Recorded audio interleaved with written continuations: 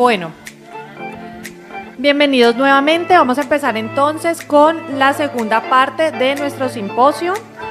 Gracias a todos los presentes. A medida que vayan terminando el refrigerio, los invitamos a que regresen a sus puestos.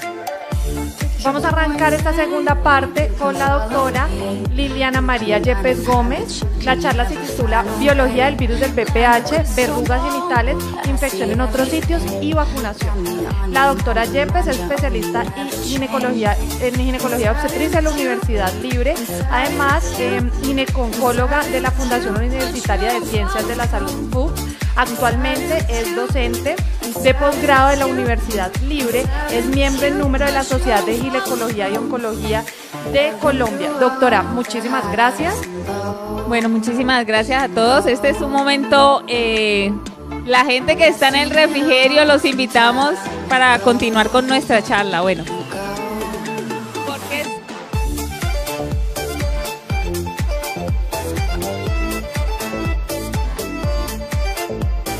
gracias, Francisco. Entonces, ¿por qué es importante que nosotros discutamos hoy una vez más cómo funciona? Listo, vamos pues. Entonces, ¿por qué vamos a discutir hoy una vez más el virus del papiloma humano? Recordemos que la idea de nosotros es tratar de llegar a nuestras pacientes a un diagnóstico temprano para evitar la carga de la enfermedad que nos da el cáncer. ¿Qué pasa cuando diagnosticamos una paciente con cáncer? Recordemos que no es solo la paciente, estamos en un entorno familiar donde la paciente experimenta diferentes sensaciones de estrés, miedo, vergüenza, preocupación, dolor, y aquí estamos nosotros. Estamos en el pilar más importante, que es el diagnóstico, el tratamiento, la educación, la prevención, el diagnóstico oportuno, como lo decía mi colega, y poder evitar que tengamos un desenlace siempre fatídico. ¿Qué ha pasado con la historia del papiloma? Todos lo conocemos ampliamente, es el tema que a mí más me gusta, casi siempre lo traigo, porque realmente a pesar de que tenemos prevención primaria y prevención secundaria, no hemos logrado alcanzar las metas que queremos en reducción de cáncer de cuello uterino, morbilidad, mortalidad, lesiones preinvasivas en nuestras pacientes.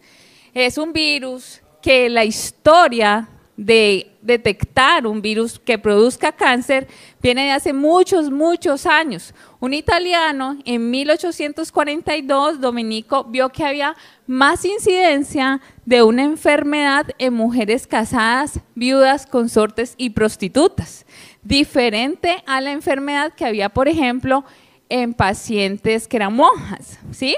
Luego vino nuestro premio Nobel de Medicina, el doctor Surhausen, en 1980, en colaboración con la doctora Nubia Muñoz, que describieron la relación entre el virus del papiloma humano y el cáncer de cuello uterino. Entonces, miremos que desde 1980 ya tenemos claro el potencial carcinogénico del virus en nuestras mujeres. ¿Qué quiere decir esto? Es que de vital importancia que reconozcamos que es uno de los descubrimientos científicos más importantes de los últimos 30 años. El virus tiene una amplia gama de huéspedes, tanto en animales como en nosotros, y su familia está dada por la taxonomía del virus, que está en la secuencia del genoma y la función biológica y el efecto patogénico que tienen estos virus. Por eso hay unos virus de bajo riesgo y otros virus de alto riesgo. Hay más de 200 tipos, pero bueno, ¿quiénes acá conocen otro potente carcinógeno humano? David sale de concurso porque él está en este cuento. Otro, ¿cuál? ¿Cuál? Helicobacter engástrico. ¿Qué más? Hepatitis, VIH, pero este da una carga muy importante de enfermedad. Entonces, es importante que empecemos a reconocer. ¿Es una enfermedad de transmisión sexual? Sí. Todas las mujeres sexualmente activas siempre tenemos la oportunidad de habernos contagiado con la infección del virus del papiloma humano. Gracias a Dios se autoeliminan en la mayoría de los casos, pero todas en algún momento hemos tenido la primoinfección. ¿sí? Digamos que es una enfermedad de transmisión sexual, no tiene que ver solamente con el coito. Recordemos que las prácticas sexuales van desde caricias, besos, orofaringe y por ahí puede haber mucha transmisión. La prevalencia promedio es de 10.4, aunque esta prevalencia es mayor en mujeres menores de 25 años. Por eso es tan importante que nosotros, aunque no es el tema, pero sepamos por qué no se realiza la tamización con la prueba del virus del papiloma en mujeres tan jóvenes. Porque las mujeres tan jóvenes pues tienen una alta incidencia. Lo que queremos es realizar la tamización para cáncer de cuello uterino en mujeres mayores de 30 años con el virus del papiloma, porque ahí es donde yo estoy demostrando que esa enfermedad lleva largo tiempo.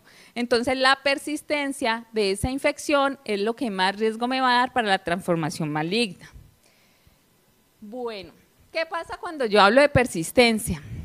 La persistencia del virus tiene tanto infecciones incidentes como infecciones persistentes, ¿sí? La mayoría de las infecciones van a remitir en un promedio de 6 a 18 meses. Por eso es que las guías hablan de volver a hacer las pruebas al año y hay otras guías que extrapolan hasta los 18 meses y la probabilidad de que yo elimine la infección depende del tiempo de duración. Por eso es importante cuando estamos tamizando mujeres mayores, porque si yo tamizo una mujer de 30 años que tiene la infección, no es lo mismo si yo estoy tamizando una mujer de 45 en mi enfoque diagnóstico y mi seguimiento. Digamos que tengo que estar yo más pendiente, mirarle qué factores de riesgo tiene, por qué no ha logrado eliminar la infección del virus del papiloma, si sabemos que en el 90% va a ser una infección autolimitada. Y a medida de que yo tengo más tiempo el virus, pues esto va a reducir la probabilidad de que yo le elimine. ¿Cuáles son los principales factores de riesgo para que yo como paciente no elimine el virus? Entonces, lo principal, la inmunidad, entonces que yo sea una mujer con una enfermedad autoinmune, que sea lo que dijo el doctor, las pacientes con enfermedades reumatológicas, las pacientes que están recibiendo medicamentos para enfermedades reumatológicas, las pacientes diabéticas, las pacientes receptoras de trasplante, las pacientes con inmunodeficiencia adquirida que tengan una carga viral alta permanente, el tipo de virus, no es lo mismo un virus de bajo riesgo que no logra integrarse dentro del DNA que yo tener un virus de alto riesgo, aunque la mayoría de infecciones van a ser por varios tipos virales, pero el tipo de virus también, la actividad sexual, digamos que podemos ser un individuo con actividades sexuales de riesgo o tener una pareja con actividad sexual de riesgo. ¿Cuál es la definición de promiscuidad? Más de 2 compañeros sexuales en 6 meses, el uso de anticonceptivos, el tabaquismo y la enfermedad o la infección por Chlamydia trachomatis. Son como los factores que están identificados como factores de riesgo claros para la persistencia y para la progresión del virus. Lo más importante es la humanidad y el tipo de virus con el que yo me infecto. ¿Qué pasa con el virus? Digamos que este virus, hoy estamos aquí porque somos ginecólogos y tenemos una, ¿cómo les digo? Una responsabilidad importante en el cáncer de cervix que nos mata de la peor manera, como siempre se los he dicho. Tenemos lesiones preinvasivas de vulva, condilomatosis, vagina, ano, pene, periné, pero hay fenómeno muy importante que no solamente está afectando a nuestras mujeres y que está en aumento, por ejemplo, sobrepasando la incidencia de cáncer de cervix, que es el cáncer orofaríngeo, asociado al virus del papiloma humano. Entonces, por eso es tan importante que nosotros como entidad de salud vamos a empezar a recomendar la vacunación. ¿Estamos bien? Bueno, perfecto. Entonces, ¿cuáles tipos se han definido como oncogénicos? Digamos que, ¿cómo hacen para definir que un cáncer es oncogénico o no? Esto no es porque lo hicimos o no lo hicimos, esto es estadísticamente significativo. Entonces, en Estados Unidos, los pacientes que tenían carcinomas escamocelulares se llevaron a biopsia con ya el diagnóstico de cáncer y sobre esas biopsias se tomó el tipo de virus. Entonces no es un diagnóstico al azar, está cierto, está confirmado que el virus del papiloma afecta más de 13 millones de personas al año. De estas 13 millones de personas al año están infectadas tanto en sitios anogenitales como orofaringes y miren, 37.300 nuevos casos de cáncer atribuibles al virus del papiloma y tenemos vacunación. Estamos hablando de un país del primer mundo rico. ¿Cómo se han clasificado? Entonces los virus están clasificados dependiendo de su probabilidad o no de desarrollar cáncer. Digamos que la Agencia de Investigación del Cáncer, que era lo que les explicaba ahora en Estados Unidos, tiene el grupo 1, que son virus que causan cáncer, ¿sí? Los tenemos claros, digamos que en vulva, orofaringe, cervix, el principal es el 16, ¿sí? Sigue el 18, en Colombia tenemos el 45, pero ya tenemos los 9 tipos virales claros.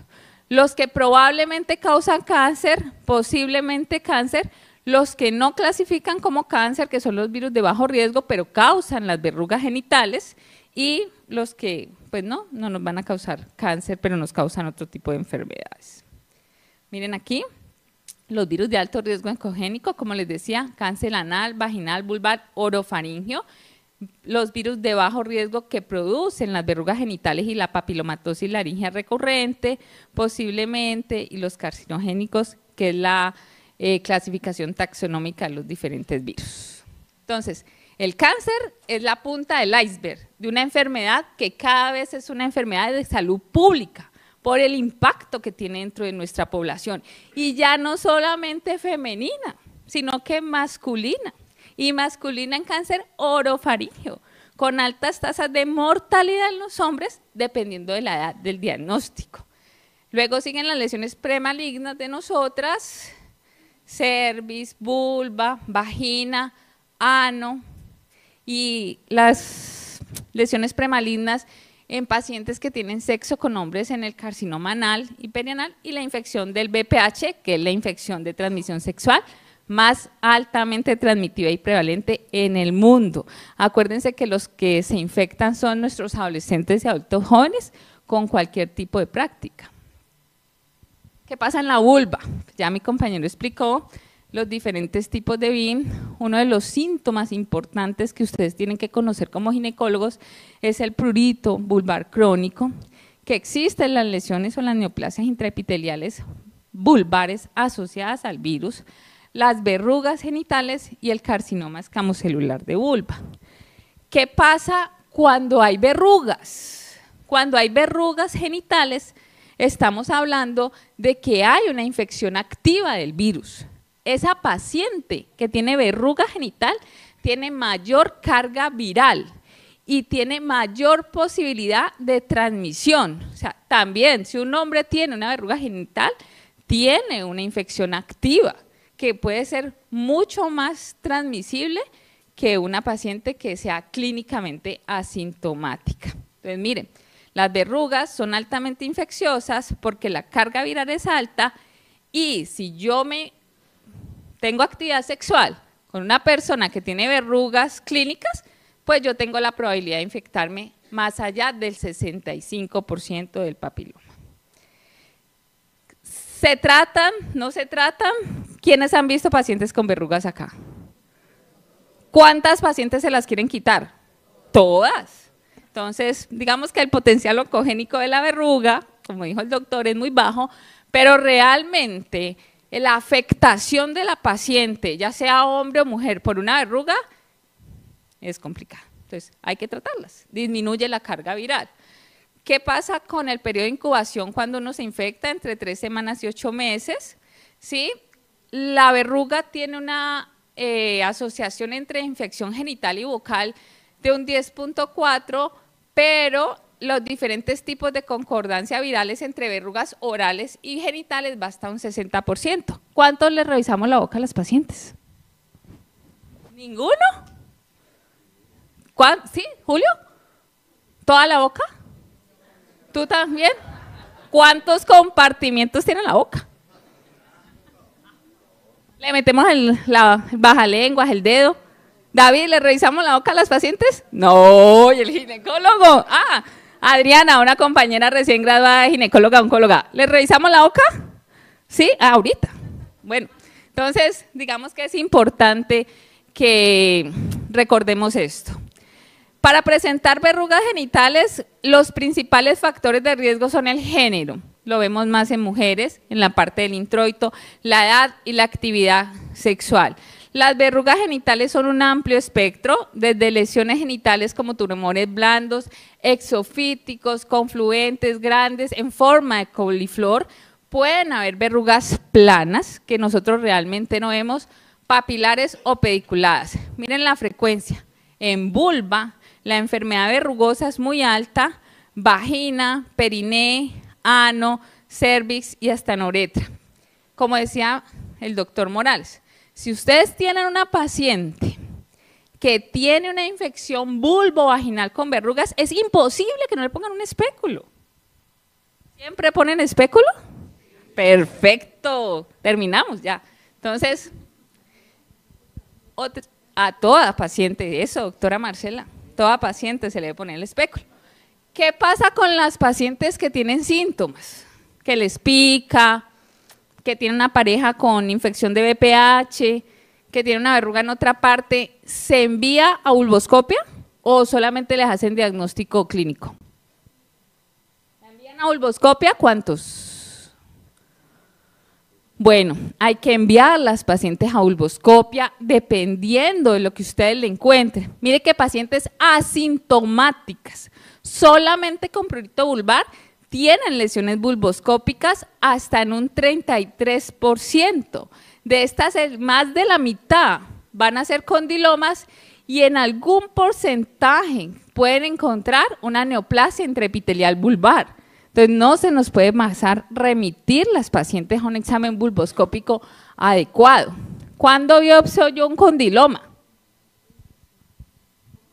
¿Cuándo biopsio yo un condiloma? Mi paciente llega con condilomas.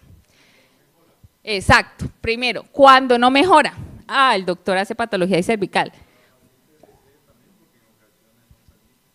¿Qué, perdón?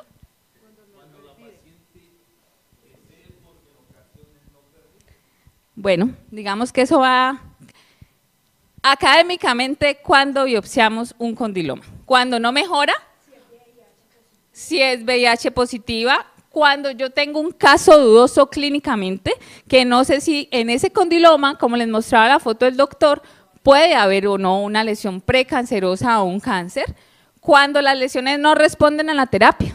Yo le hago y le hago las diferentes terapias que hay y la paciente no mejora, aparte de buscarle todos los exámenes de inmunosupresión, porque debería de mejorar, ¿no?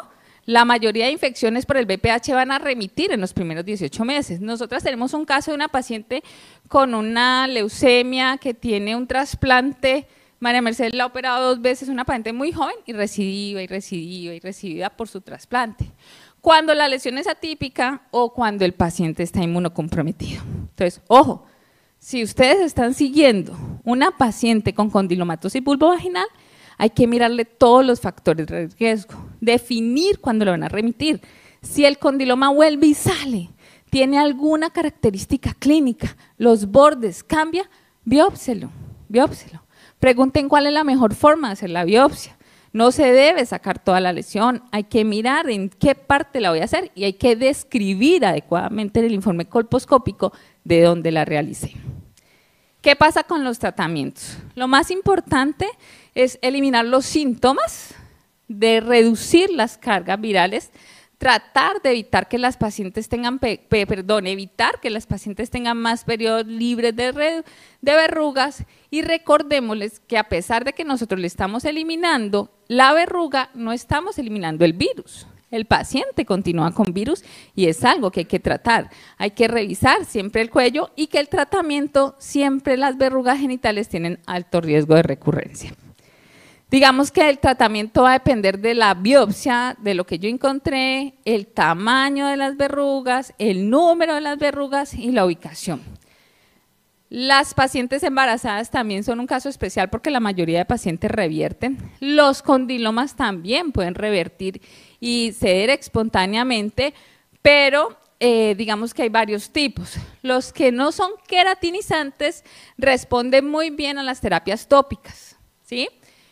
Con el ATA, que los queratinizantes responden mejor a las terapias ablativas. Para los dos casos, lo mejor y lo más usado en este momento es el imiquimod, como explicaba el doctor en los diferentes casos. Esta es una paciente del consultorio, consulta porque siente unos bultos, le arde, le pica, le sangre, y miren, al ampliarle y al abrirle, miren las dos lesiones y tiene 19 años. Entonces, no podemos hacer a esta paciente, aparte de hacerle las biopsias, pues sería muy mórbido para ella, digamos, estéticamente hacerle toda la vulvectomía.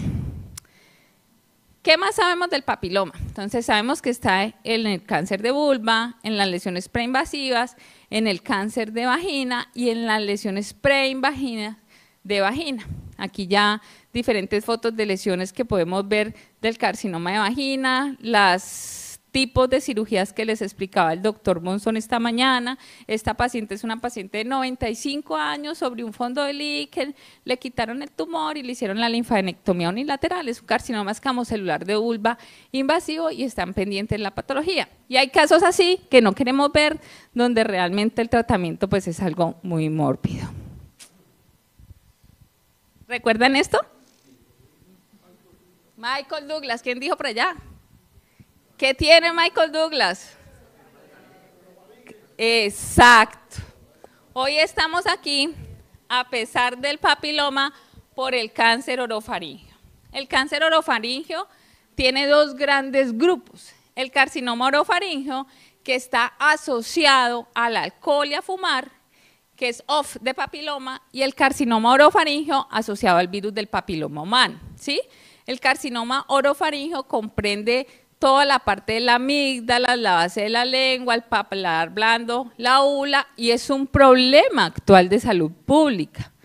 La misma forma de función dentro del papiloma, que ahora se los voy a explicar, por medio de lesiones, penetra la capa basal, expresa sus oncoproteínas tempranas, hace la fase de replicación, entra en el DNA y luego, a través de diferentes funciones que ya se las explico, va a volverse un tumor maligno. Entonces, ¿qué pasa? La prevalencia de infección por VPH, miren, 630 millones de personas. Cada año hay 6 millones de casos nuevos. Los casos de Globocan 2020 para cáncer orofaríngeo son 98.214 cánceres. La mayoría de los cánceres de cabeza y cuello se originan en la orofaringe. El principal virus es el 16. El cáncer que no está asociado al VPH ha disminuido en un 50% porque era el cáncer asociado a cigarrillo y alcohol, pero miren, el cáncer orofaríngeo asociado al virus del papiloma humano aumentó en un 225%. Realmente las tasas de cervix a partir de la vacunación han bajado, no han bajado como nosotros quisiéramos, pero miren, va a llegar un momento, de pronto aquí no en los países de nosotros en vías de desarrollo, pero en los países desarrollados, dentro de 30 años, el cáncer orofaríngeo por papiloma va a haber superado el resto de cánceres. Es importante que ustedes sepan que se produce más en los hombres.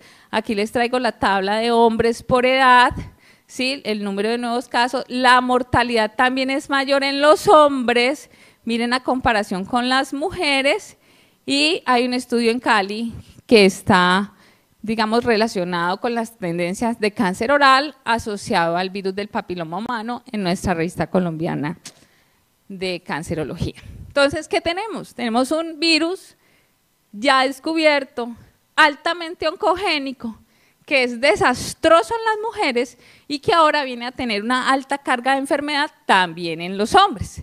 Esta belleza, el virus del papiloma humano. Entonces, ¿qué vamos a hacer? Necesitamos conocerlo, necesitamos prevenirlo, necesitamos diagnosticarlo y necesitamos tratarlo adecuadamente. Porque si no, pues como estamos de moda ahora, de malas. ¿Vamos bien? Listo. De malas, vamos bien. Pero el virus sigue haciendo estragos en nosotros. ¿Sí? Es un virus DNA que ya les he hablado varias veces de las diferentes formas de replicación y de las cadenas que tiene, ¿Cómo entra dentro de nuestro epitelio escamoso? Por medio de las abrasiones, él inicia en forma episomal, que es que el virus se queda dentro del citoplasma de la célula y produce una infección latente o silente o generalmente lesiones de bajo grado.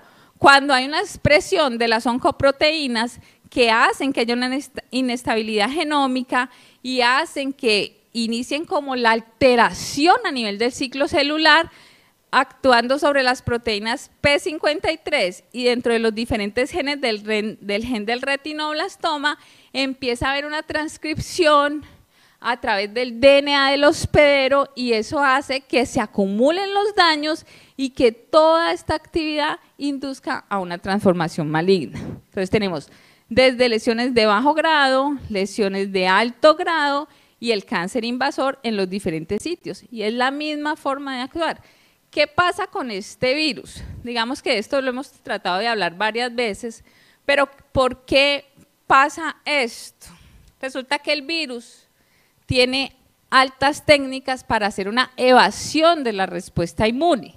Lo primero es que como el virus entra en una fase latente, no hay una viremia, no hay necrosis, no hay fase de activación de la parte inflamatoria, entonces no hay una respuesta adecuada para que nosotros hagamos una presentación antígeno-anticuerpo y podamos activar la vigilancia inmunológica y podamos eliminar el virus.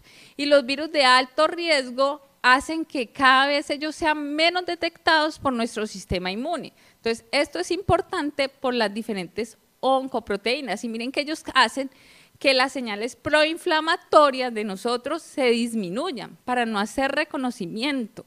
Y hay una baja expresión de estas citocinas y hacen que las células de migración inmunitaria no vayan al sitio de infección. Entonces, este virus tiene varios mecanismos de la forma de engañarnos, ¿sí? Cuando la enfermedad preinvasiva progresa al cáncer, hay un fenómeno que se llama la inmunomodulación del cáncer. El tumor cada vez produce más oncoproteínas que hacen que haya menos respuesta y hace que él crezca más. Entonces, por eso es importante que nosotros tratemos de hacer un diagnóstico temprano.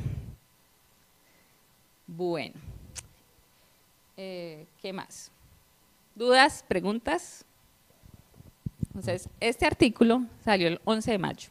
Es las recomendaciones actuales de vacunación para el virus del papiloma humano, ¿sí? ¿Por qué es importante que vacunemos? Dicho, no queremos que las pacientes mueran de cáncer. ¿Y ahora qué? No queremos que los hombres. Queremos que la vacunación proteja. ¿Qué pasa aquí? ¿Qué debemos hacer? Tenemos una mujer de 24 años, viene a su atención médica de rutina, no ha recibido ninguna vacuna, como pasa con muchas de nuestras pacientes, inició su actividad sexual a los 18 años y ha tenido 3 parejas sexuales. ¿Se recomienda vacunar o no? ¿Con qué? ¿Cuál es la recomendación de nuestro sistema actual de salud a los 24 años para una paciente? Gardasil 312. ¿Se la cubre o no se la cubre? Bueno, vamos a ver qué vamos a hacer ahora. Entonces, ¿qué pasa con la vacunación? Recordemos que hay 2 tipos de vacunas. Existen las vacunas profilácticas y las vacunas terapéuticas. Hay vacunas terapéuticas en desarrollo para el virus del papiloma porque es una línea de investigación importante, pero todavía no hay ninguna que está. La vacuna que tenemos es la vacuna profiláctica. Es una vacuna que contiene partículas similares al virus, a una parte de la cápsida del L1 no tiene virus, ¿sí? ¿Y qué hace? Ella crea unos anticuerpos que bloquean los viriones para cuando estos han entrado en la capa basal y no hagan la replicación viral, ¿sí? Es como la parte, digamos, sencilla de explicar. Digamos que uno tiene un epitelio normal, tienes una actividad sexual, ingresa por medio de una abrasión la infección por el virus del papiloma y esta infección se aloja en la capa basal del epitelio. Aquí el virus permanece de forma latente, como les explicaba, sin hacer viremia, infección ni ningún síntoma, y está en forma de episoma viral. Él se ensambla al DNA nuestro, pero ¿qué pasa cuando yo estoy vacunada? En esta fase de replicación, ¿sí?, los anticuerpos inducidos por la vacuna atrapan el virus y hacen que la fase de replicación no continúe. Entonces, es importante que nosotros tratemos de vacunar la mayoría de pacientes antes de la exposición sexual, porque es donde les va a dar más efectividad. ¿Sirve para niños y niñas? Sí. Las niñas vacunadas en los ensayos grandes en Australia, en la corte de Guanacaste, se vio que al vacunar las niñas, la infección por el virus del papiloma también disminuía en los adolescentes y en varones jóvenes. Entonces, sí se encontraba la respuesta de la inmunidad colectiva. Entonces, por eso es importante que se vacunen. Miren el ejemplo de Australia, que fue el que empezó con la vacunación, que es el que lleva pues como los datos a más largo tiempo. Las verrugas genitales se han reducido 73% en mujeres, pero también un 44% en hombres, haciendo la vacunación masiva en niñas, que haya inmunidad colectiva, y la vacunación profiláctica como medida de salud pública es rentable para la institución. Recordemos lo que les digo, es importante que sepamos que hay otras enfermedades anogenitales, ano, vagina, vulva y el carcinoma orofaríngeo, que es importante vacunar y que también se encuentran en desarrollo vacunas profilácticas contra la proteína L2, que son vacunas de la cápside. ¿Por qué vacuno? Porque quiero tener una vacuna terapéutica para tratar de evitar la mayoría de procedimientos excisionales, como los que vimos con la paciente que tenía esas verrugas tan grandes, pues por toda la morbilidad, ¿sí? No hay ninguna vacuna terapéutica que haya completado el desarrollo clínico. ¿Por qué no hay éxito en la vacunación terapéutica? Pues simple, porque el virus no se deja atrapar tan fácil. Tiene mecanismos que hacen que se evada la respuesta inmune y digamos que los estudios están en fases y en desarrollo. ¿Cuál es la recomendación actual? Está la recomendación americana que, como les digo, la idea es vacunar. La vacunación se introdujo desde el 2006. La idea es vacunar grupos de niñas entre 11 a 12 años. Se puede iniciar el esquema de vacunación desde los 9 años y la recomendación para los niños de 9 a 14 años son 2 dosis del esquema de Gardasil, ¿sí?, que son la vacuna tetravalente. Ahora está la vacuna nonavalente, que ya también está en el mercado. Las pacientes que son mayores de 15 años o que tienen algún componente de inmunosupresión, la recomendación son 3 dosis, ¿sí? Miren, la vacuna se introdujo para mujeres a partir del 2006. Después del 2011, donde se hicieron los primeros análisis, se vio que 2 dosis eran suficientes. Y aquí está la respuesta a la vacunación. Este es muy importante que lo tengamos en cuenta. Miren, la gráfica oscura es la era anterior a la vacuna para la infección. En el 2000, de 14 a 19 años, por los diferentes años, antes de la vacuna, del 2007, del 2011 y del 2015 al 2018.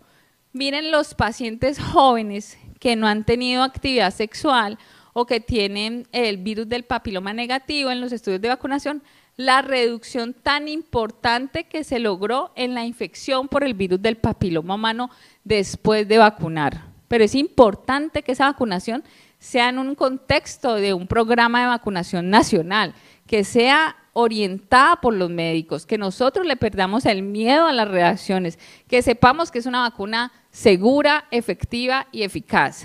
¿Qué tenemos en el mercado? Gardasil, la vacuna tetravalente, que se la dan a todas nuestras niñas, las podemos recomendar en niños. Gardasil 9, que es la vacuna nonavalente, que ya está disponible en todo nuestro país.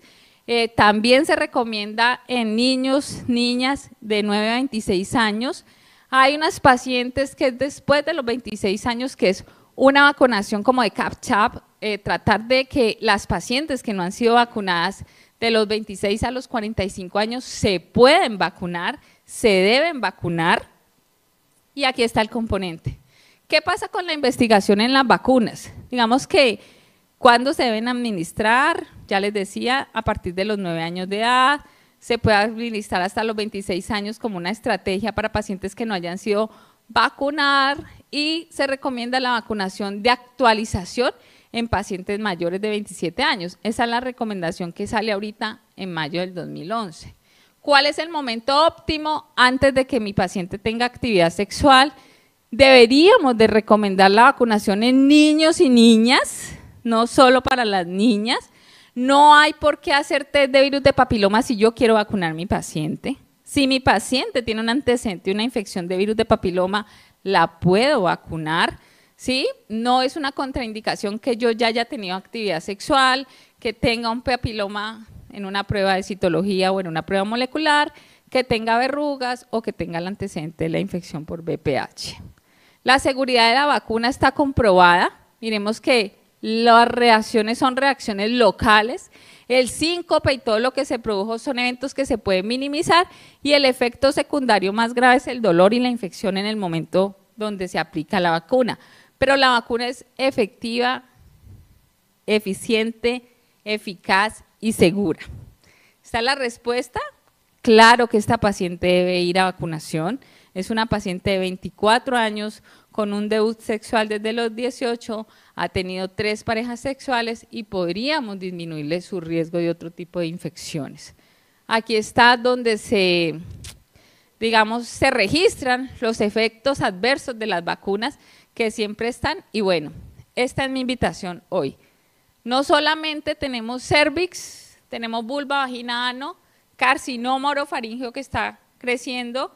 Recordemos que la vacunación es segura, efectiva, eficaz, que el virus tiene unos mecanismos muy importantes para mediar la respuesta inmune y por eso no siempre podemos hacer diagnóstico temprano y que debe ser muy importante que sepamos que es un agente que se transmite casi por actividad, exclusivamente por la actividad sexual, ¿sí? Que haber descubierto el virus del papiloma es una de las principales eventos en los últimos años, porque es el principal cáncer, el principal virus asociado a algún cáncer y nosotros, los trabajadores de la salud, que cuidamos el bienestar de todas las mujeres, debemos garantizar que nuestras mujeres, nuestras niñas, nuestros adolescentes y cuando podamos nuestros niños se vacunen. Listo. Muchísimas gracias.